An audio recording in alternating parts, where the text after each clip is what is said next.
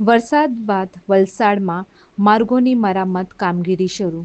વલસાડ જિલ્લામાં ચોમાસામાં દરમિયાન પડેલા ભારે વરસાદને કારણે માર્ગોને થયેલા નુકસાનની સુધારણા માટે માર્ગ અને મકાન વિભાગ રાજ્યો દ્વારા મરામત કામગીરીનો પ્રારંભ કરવામાં આવ્યો છે.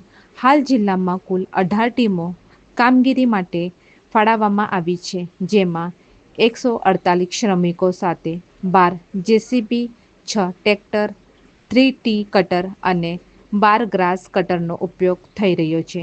કાર્યપાલક ઇજનેર જે.કે. પટેલ જણાવ્યું કે રાજ્ય સરકારના માર્ગદર્શન હેઠળ વલસાડ, પારડી, વાપી, ધરમપુર, ઉમરગામ અને કપરાડા તાલુકાના મુખ્ય માર્ગો ઉપર ડામર, પેચવર્ક તથા જંગલ કટીંગ, ગેરુ ચૂનો વગેરે કાર્યોને હાથ ધરવામાં આવ્યું છે.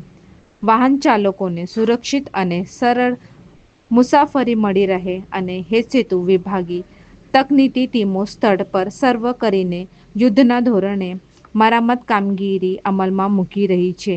આગામી દિવસોમાં પણ વરસાદના નુકસાન પામેલા તમામ માર્ગોની મરામત ચાલુ રહેશે. Sheetal Patel, news horse, Vapi.